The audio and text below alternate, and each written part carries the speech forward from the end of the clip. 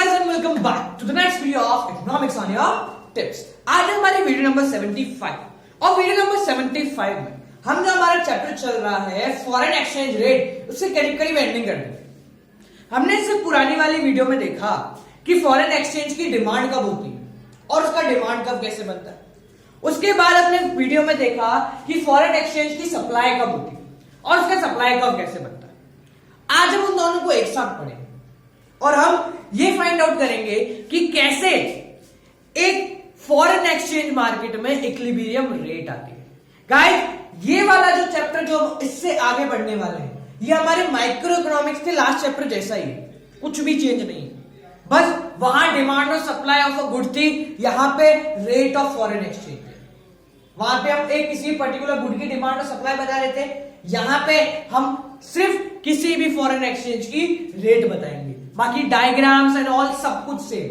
सो एक बार वो वाली वीडियो जाके देखो ताकि तुम्हारे कॉन्सेप्ट बेसिकली क्लियर हो जाए। बहुत इजी सा टॉपिक है, ठीक है। सो हम इस वीडियो पे आते हैं और देखो, हमने देख लिया कि डिमांड ऑफ फॉरेन एक्सचेंज जो बनता है, सप्लाई ऑफ फॉरेन एक्सचेंज जो बनता है।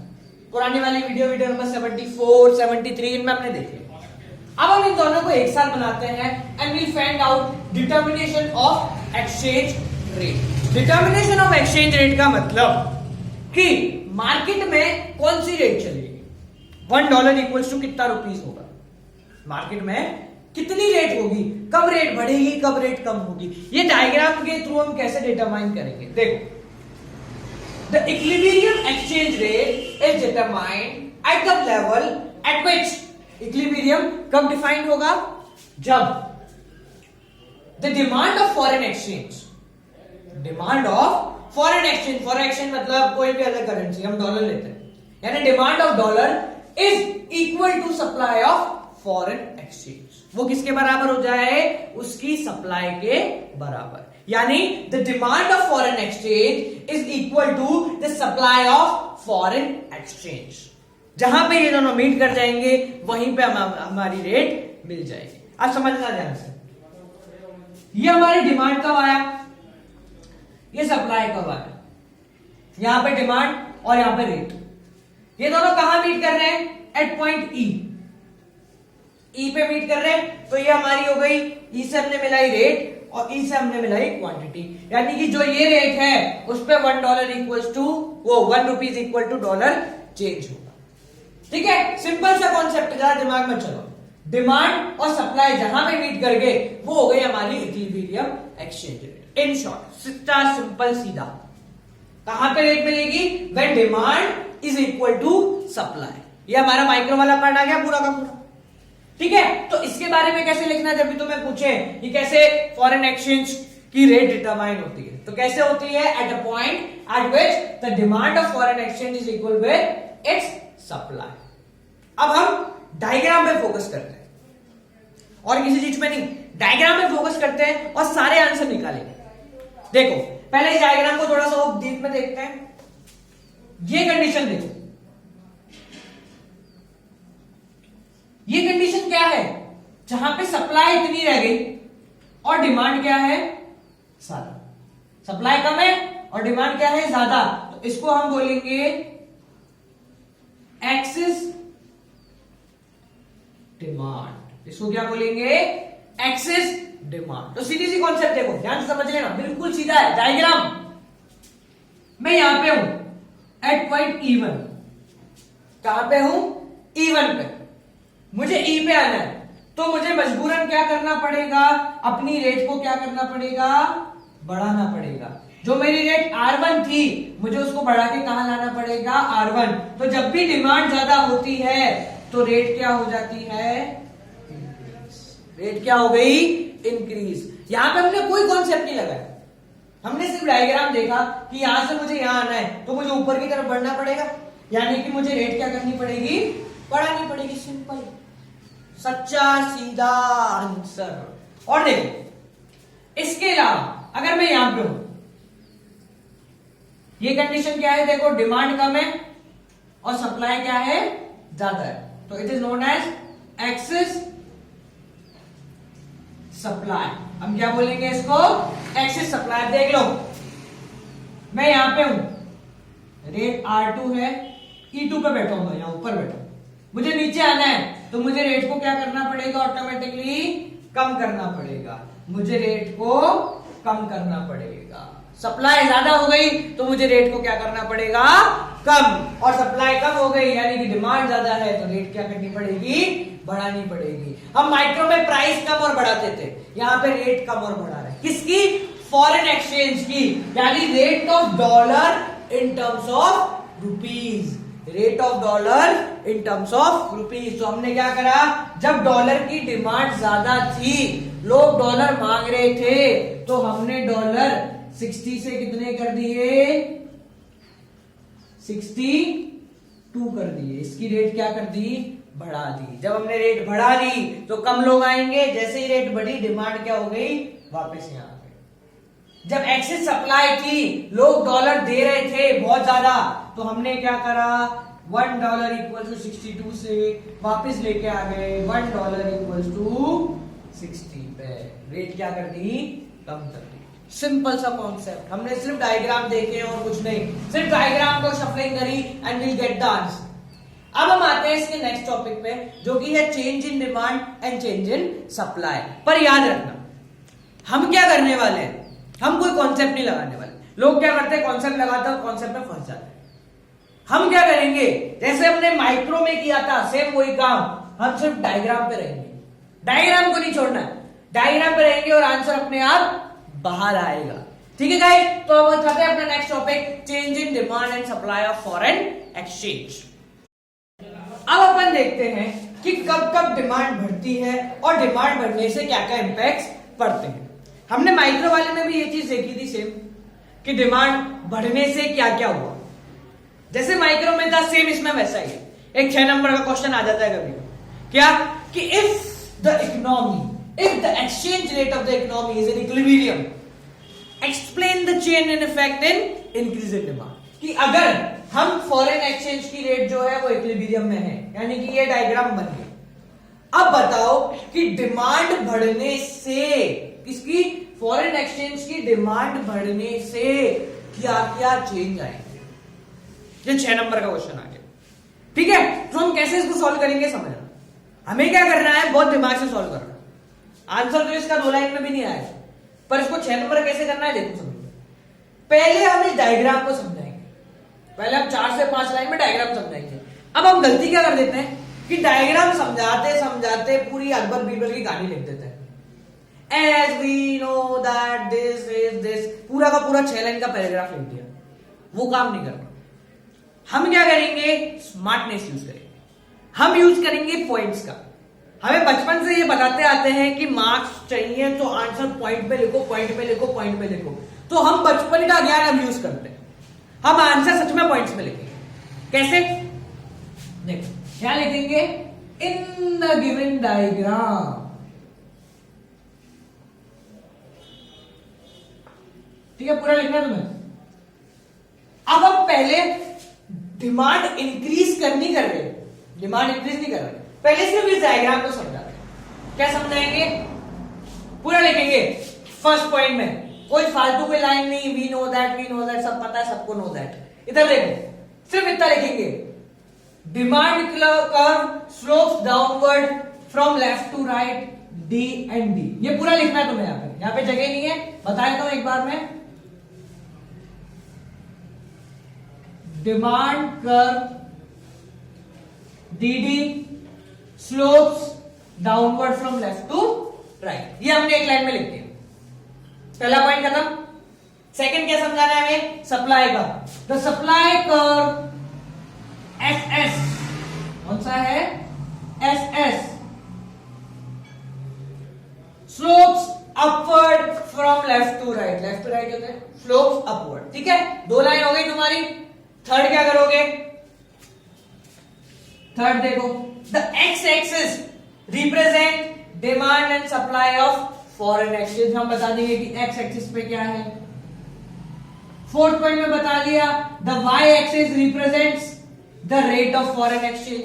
ये पूरा लिखना है, Y axis represents the rate of foreign exchange. मैं शॉर्ट में क्यों लिख रहा हूं, देखिए नहीं आप। 4 पॉइंट हो गए, 4 से 5 लाइन खत्म हो गई। और देख लो एक क्या कर सकते हैं, करेंगे, इस पॉइंट को समझेंगे। एट पॉइंट ई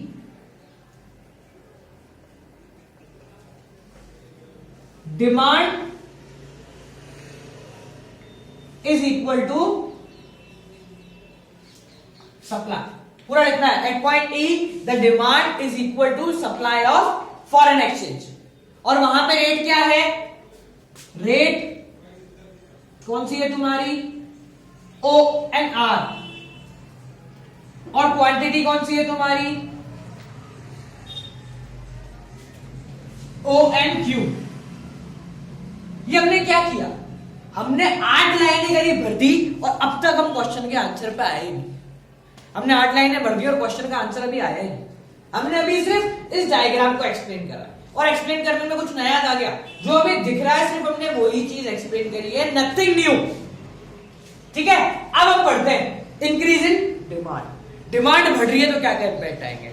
अब में से 80% लोग क्या करते हैं, उसका दिमाग चलाते हैं कि जब भी डिमांड बढ़ेगी तो क्या क्या आएगा। जब भी डिमांड बढ़ेगी तो क्या क्या होगा, कि डिमांड बढ़ रही है तो रेट कम होनी चाहिए, बढ़नी चाहिए, कुछ दिमाग नहीं लगा।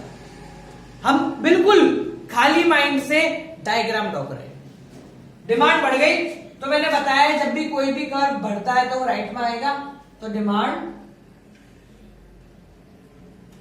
डी डैश डी डैश बढ़ गई डिमांड। क्या क्या इंपैक्ट है वो देखना ध्यान से। यहां पे मीट कराइए इवन, मिला दो नीचे Q1, इधर मिला दो R। कोई दिमाग लगा? कोई दिमाग नहीं लगा। हमने सिर्फ डायग्राम बनाया और हमारा आंसर क्या आ गया कि रेट भी बढ़ रही है, सॉरी रेट भी बढ़ रही है और क्वांटिटी भी बढ़ रही है। कोई दिमाग लगाया? कुछ नहीं। हमने क्या करा, सबसे पहले डायग्राम बनाया and in the given diagram ये लिखा। ठीक है, फिर ऊपर वाले डायग्राम में हमने चेंज कर लिया ये।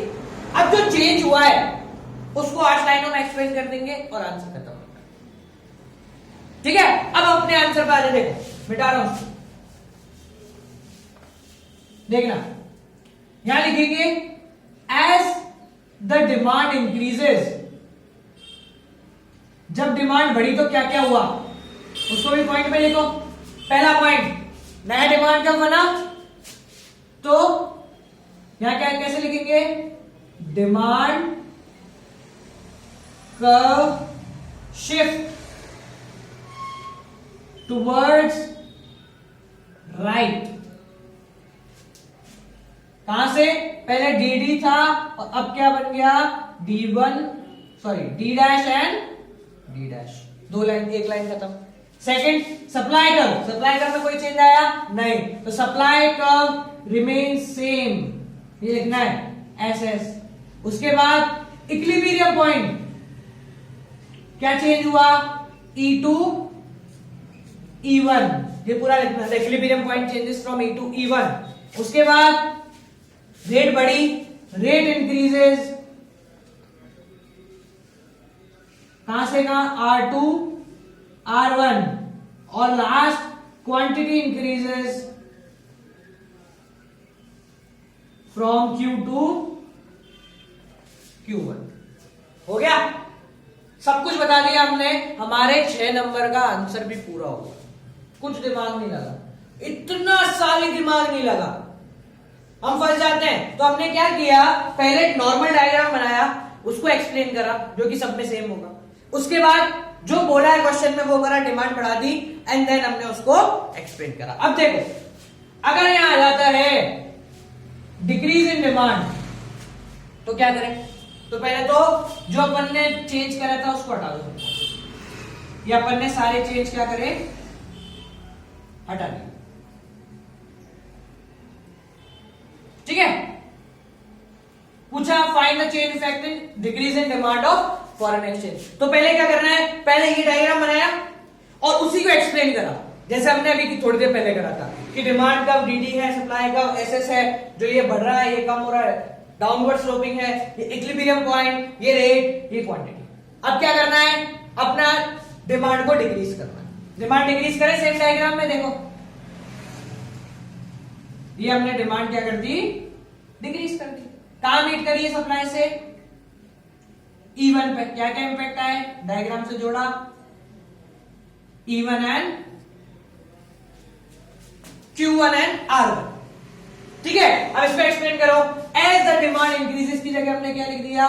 डिक्रीजेस। डिमांड का शिफ्ट टूवर्ड्स राइट, या क्या हो रहा है? लेफ्ट। तो राइट की जगह हमने बदल दिया लेफ्ट। सप्लाई कर्व भी वैसा ही है, इक्विलिब्रियम E से E1 पे आ गया। रेट क्या हो गई? यहां से जो रेट आई R से R1, यहां बस इंक्रीजेस की जगह डिक्रीज कर दो। यहां भी क्वांटिटी Q से Q1, इंक्रीजेस की जगह डिक्रीज कर दो। तो हमारा काम सिर्फ डायग्राम का है, हमें सिर्फ डायग्राम ध्यान में रखना है, बाकी कुछ नहीं। पहले नॉर्मल डायग्राम बना के उसकी एक्सप्लेन करो, फिर जो हो रहा है वो बनाया और फिर उसको नॉर्मली एक्सप्लेन कर दिया। अब देखो डिमांड हो गया, अब यहां इंक्रीज कर देते किसको? सप्लाई को। मैं सिर्फ डायग्राम समझा रहा हूं, डीप में नहीं जा रहा। देखो तो वही नॉर्मल डायग्राम पे आ गए अपन, देखना ध्यान से। ये अपना पुराना सप्लाई का, ये पुरानी, वही पहले पूरा डायग्राम एक्सप्लेन करा, फिर इंक्रीज इन सप्लाई, सप्लाई बढ़ रही है यानी राइट में आ रही है। इको का कोई भी डायग्राम अगर बढ़ता है तो वो राइट में आ जाता है। देखो कहां मीट करा ये? यहां पे बना दो नीचे, और इधर E1 क्या हुआ? रेट कम हो गई, क्वांटिटी बढ़ गई। तो फिर लिखेंगे एज द सप्लाई इंक्रीजेस। क्या क्या हो रहा है यही देख लो। सप्लाई कर्व राइट में आ गया, पहला point. Demand as it is है, दूसरा पॉइंट। क्या हुआ? इक्विलिब्रियम शिफ्ट हो गया, तीसरा पॉइंट। रेट कम हो गई, चौथा पॉइंट। क्वांटिटी बढ़ गई, पांचवा पॉइंट। खत्म, 5 पॉइंट हो गए। तो पहले नॉर्मल डायग्राम को एक्सप्लेन करो, फिर जो तुमसे पूछा है उसको एक्सप्लेन करो। खत्म बात। लास्ट टॉपिक देख लो, डिक्रीज। वहां पे बनाए, देखना ध्यान से। ये हमने क्या करा? पुराना डायग्राम बनाया,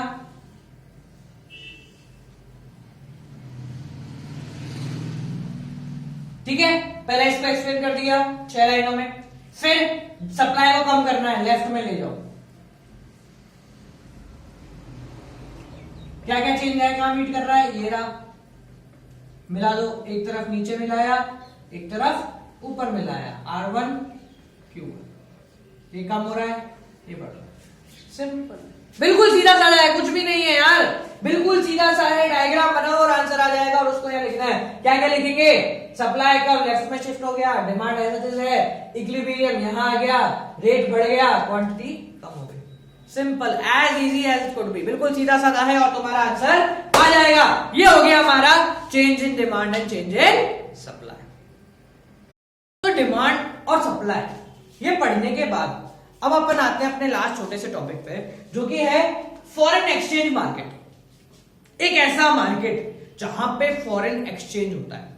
फॉरेन एक्सचेंज का मतलब डॉलर, पाउंड, दिनार और जितनी भी करेंसी है सारी एक्सचेंज होती है। ठीक है, तो फॉरेन एक्सचेंज मार्केट का मतलब it is a type of market in which foreign currencies are bought and sold. एक ऐसा मार्केट जहां पे फॉरेन करेंसीज का क्या होता है? एक्सचेंज होता है। अब ध्यान से समझना, हम ऐसा नहीं कि ढूंढने चले जाए कहां है फॉरेन एक्सचेंज मार्केट।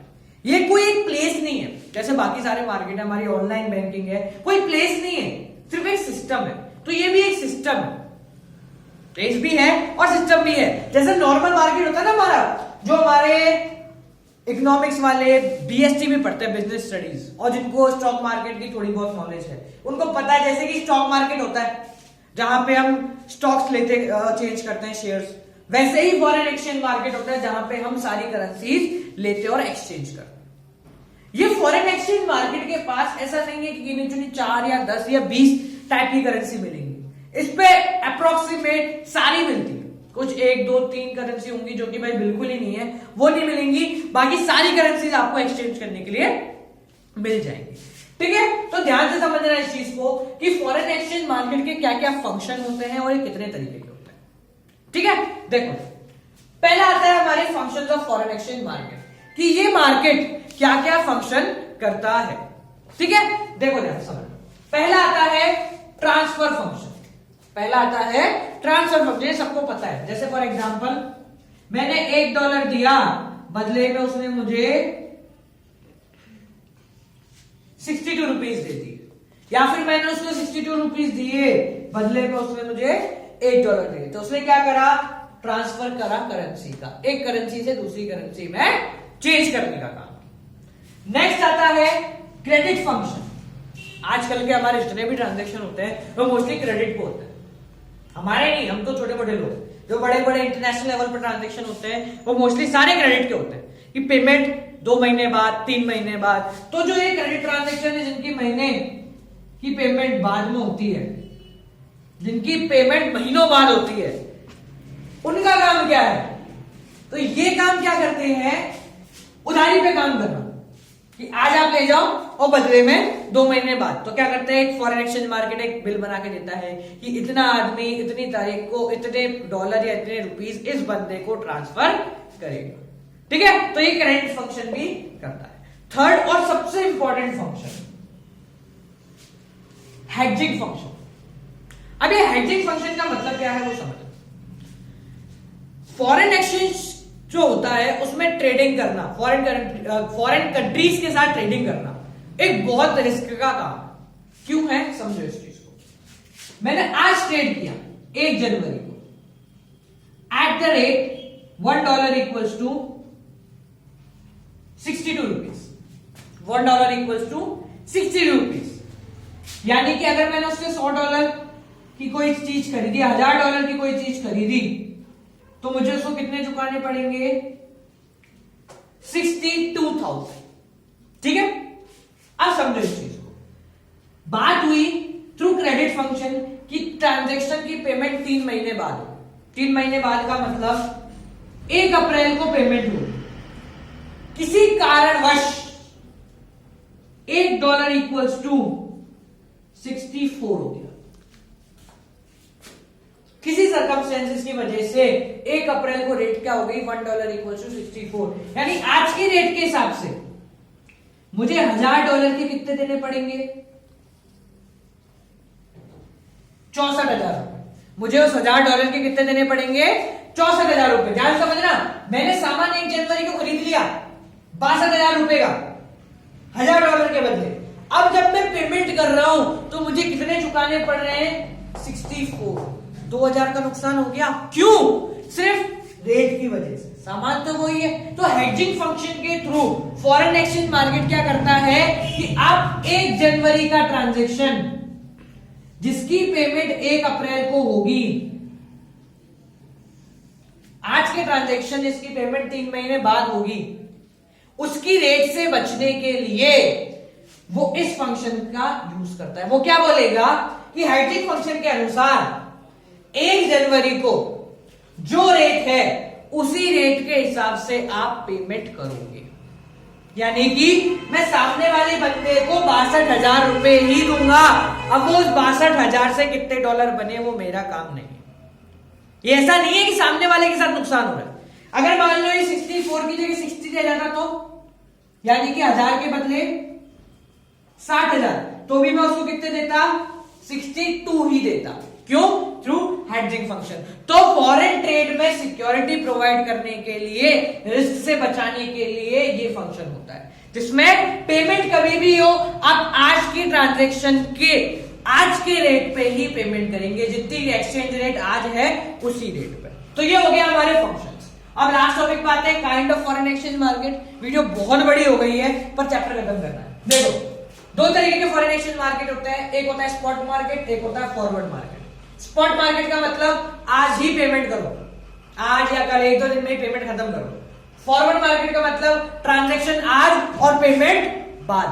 फॉरवर्ड का मतलब ट्रांजैक्शन आज और पेमेंट कब होगी, बाद में। और इसका अगर नुकसान होता है कि पेमेंट के टाइम पे 62 से 64 हो गया या 62 से 60 हो गया, तो इसको बचाने के लिए हेजिंग फंक्शन, यानी कि पहले ही एग्रीमेंट बन जाता है कि अगर 1 जनवरी को ट्रांजैक्शन हुआ तो 1 जनवरी को जितनी रेट है उसी रेट पे हम पेमेंट करेंगे, भले कम हो या फिर ज्यादा। तो ये था गाइस हमारी आज की वीडियो। आज की वीडियो में हमने फॉरेन एक्सचेंज मार्केट और फॉरेन एक्सचेंज रेट वाला टॉपिक पूरा खत्म कर दिया। हमारा लास्ट टॉपिक रह गया balance of payment. So guys, जिन लोगों को भी ये वीडियो पसंद आई उसमें लाइक जरूर कर देना। एट लास्ट ये क्या है? ये मेरी बुक है। This is for macro economics and also available for micro economics. ये मेरी खुद की बुक है, कहीं और से कॉपी पेस्ट वाला काम नहीं है, मेरी खुद की कॉपीराइट बुक है। तो जिसको भी ये वीडियो पसंद आए, इनसे समझ में आ रहा हो, वो मुझसे बुक खरीद सकते हैं। बुक खरीदने के लिए मेरा कॉन्टेक्ट नंबर 7690025256। सबको याद हो गया होगा जो पुराने वाले हैं, 7690041256। व्हाट्सएप या नॉर्मल कॉल किसी के भी थ्रू आप कांटेक्ट कर सकते हैं। ये मैक्रो एंड माइक्रो दोनों आप खरीद सकते हैं। Guys, till then keep on watching economics on your tips. Last chapter रह गया है बैलेंस ऑफ पेमेंट। ये वीडियो हो गई 75। Okay bye.